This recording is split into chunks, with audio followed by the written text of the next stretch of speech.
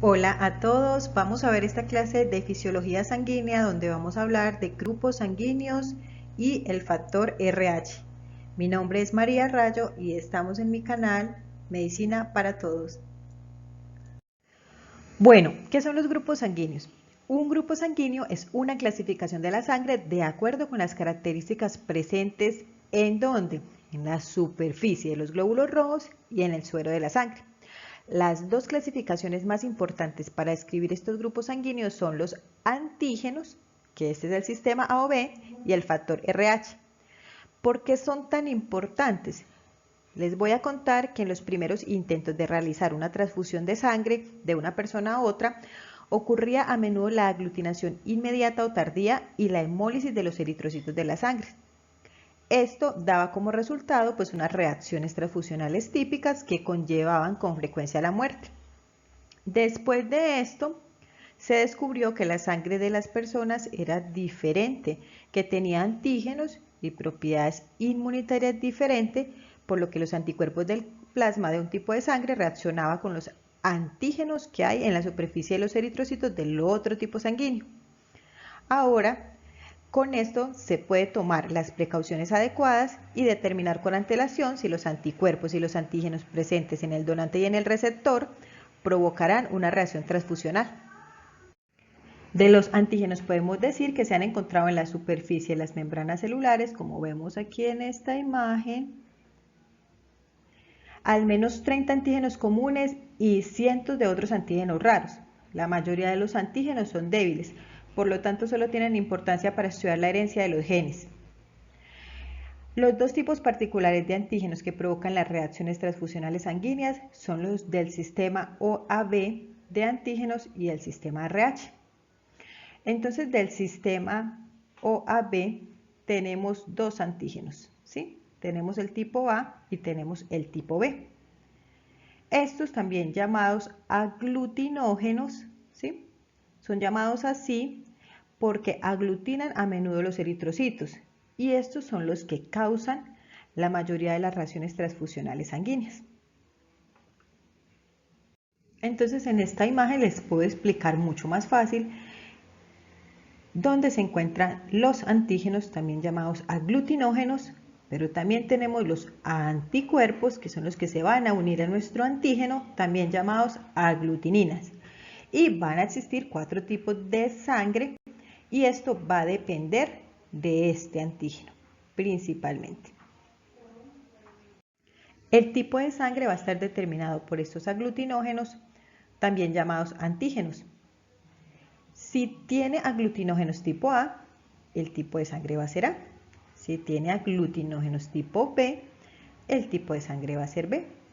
Si tiene aglutinógenos tipo O, el tipo de sangre va a ser O. Y si tiene aglutinógenos tipo AB, el tipo de sangre va a ser AB. En la determinación genética de los aglutinógenos tenemos que el locus genético del grupo sanguíneo ABO tiene 3 alelos, lo que significa que tiene 3 formas diferentes del mismo gen.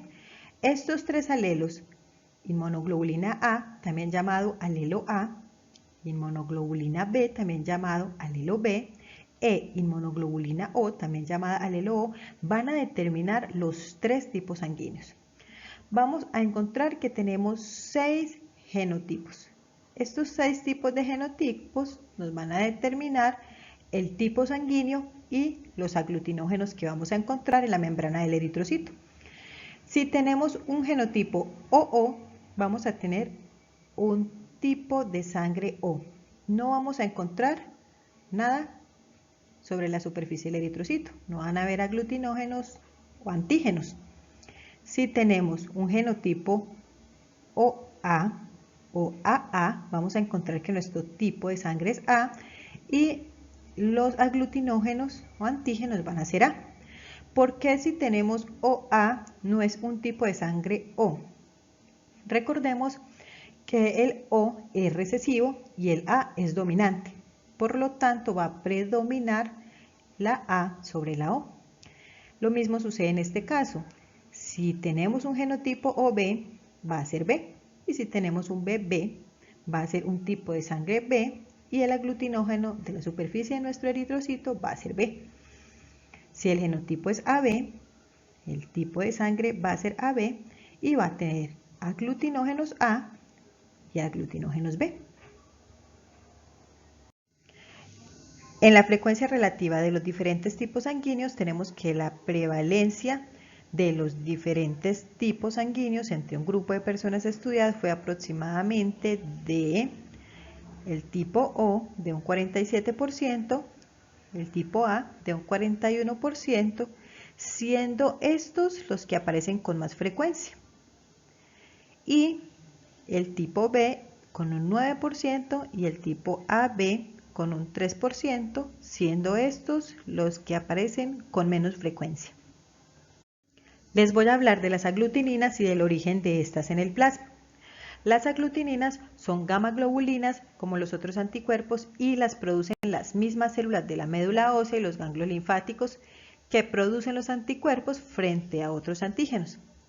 La mayoría de ellas son moléculas de inmunoglobulina M e inmunoglobulina G.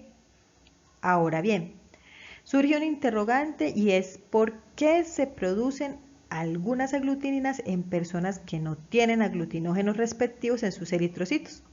La respuesta está en que cantidades pequeñas de antígenos de tipo A y B entran a nuestro cuerpo a través de la comida, de bacterias y otras formas. Y estas sustancias van a iniciar el desarrollo de esas aglutininas anti-A y anti-B. También sabemos que los recién nacidos tienen pocas aglutininas. Eso nos demuestra que la formación de aglutininas tiene lugar la mayoría de las veces después del nacimiento. Las aglutininas o anticuerpos son producidos en el plasma y van a depender de los aglutinógenos que encontremos en la superficie del eritrocito. Recordemos que un anticuerpo es quien reconoce al antígeno, lo va a marcar para que éste sea atacado. Si se tiene aglutinógenos tipo A, el plasma va a producir anticuerpos o aglutininas anti-B. Si se tiene aglutinógenos tipo B, el plasma va a producir aglutininas anti-A. Si se tiene aglutinógenos tipo O, el plasma va a producir anticuerpos o aglutininas anti-A y anti-B. Y si se tiene aglutinógenos tipo AB, el plasma no va a producir ningún tipo de anticuerpo o aglutinina. En esta imagen podemos observar el título de aglutininas a diferentes edades. Inmediatamente después del nacimiento, la cantidad de aglutininas en el plasma es casi nula, pero de 2 a 8 meses después del nacimiento el niño empieza a producir esas aglutininas y estas van descendiendo dependiendo de la edad, y a mayor edad también hay menor cantidad de estas aglutininas, como podemos observar en la imagen. En las reacciones transfusionales tenemos el proceso de la aglutinación. Este se da cuando se emparejan mal las sangres del donante y el receptor.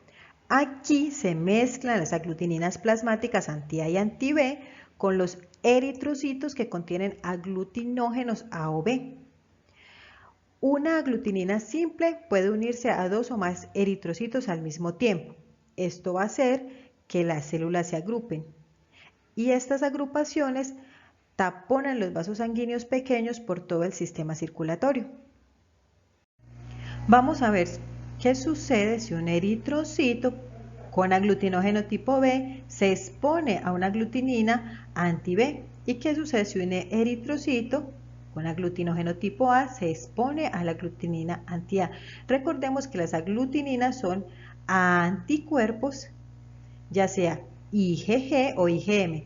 Estos van a unirse a la membrana del eritrocito, lo que va a hacer que queden unidas entre sí y va a producir una aglutinación. Esta aglutinación va a producir un ataque de eritrocitos fagocitarios y se va a romper esta membrana del eritrocito y se va a liberar la hemoglobina, produciendo así una hemólisis de los eritrocitos. En esta imagen les coloqué de forma más clara el proceso de la aglutinación. podemos ver este anticuerpo que se une a más de un eritrocito. Esta agrupación grande de eritrocitos es la que tapona esos pequeños vasos del sistema circulatorio. Durante las horas o días siguientes hay una deformación física de las células o el ataque de los leucocitos fagocíticos va a destruir la membrana de estas células que ya están aglutinadas, lo que va a liberar la hemoglobina al plasma, y ese es el proceso que se define como hemólisis de los eritrocitos. En esta placa podemos observar unos eritrocitos normales, están separados entre sí y conservan su forma.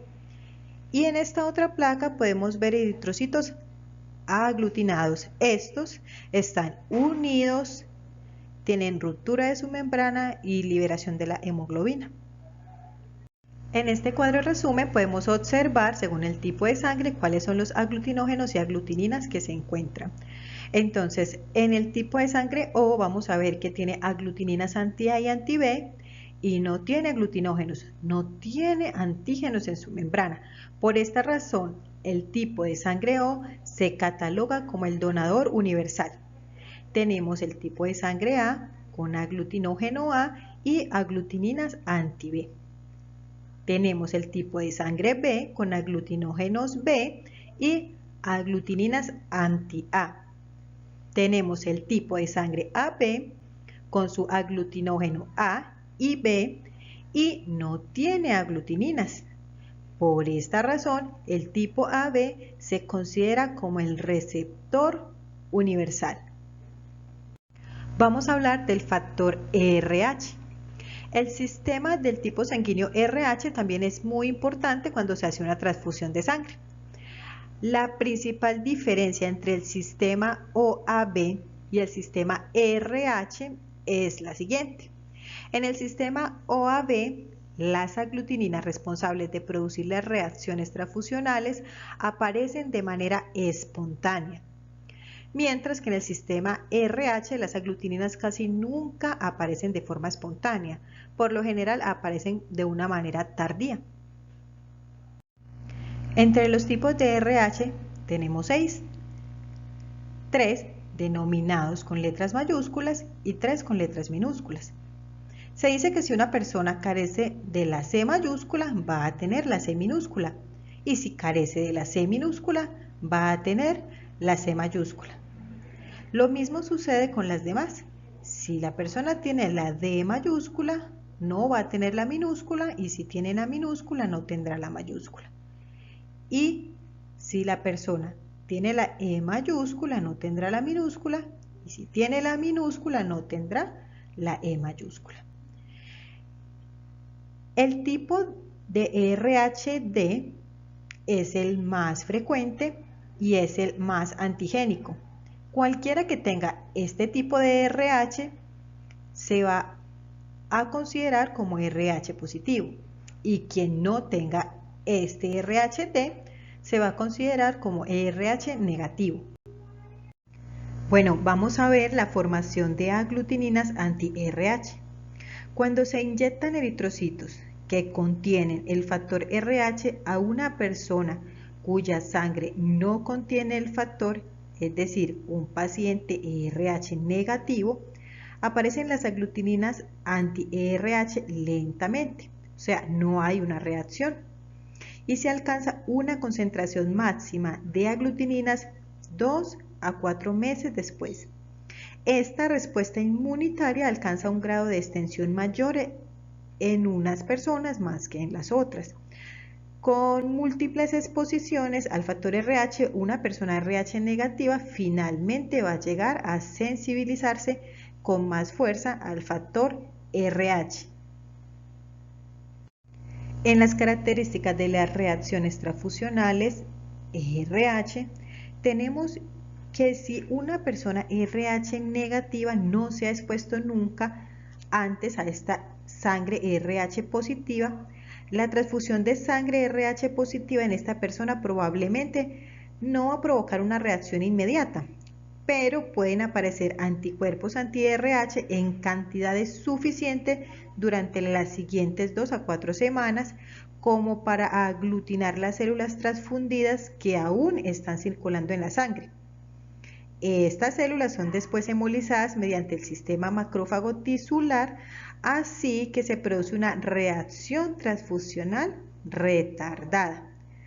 Aunque sea generalmente leve en transfusiones posteriores de sangre RH positiva a esa misma persona que ya ha estado inmunizada frente a ese factor RH, la reacción transfusional va a aumentar más y puede ser inmediata y tan grave como una reacción transfusional causada por un mal emparejamiento.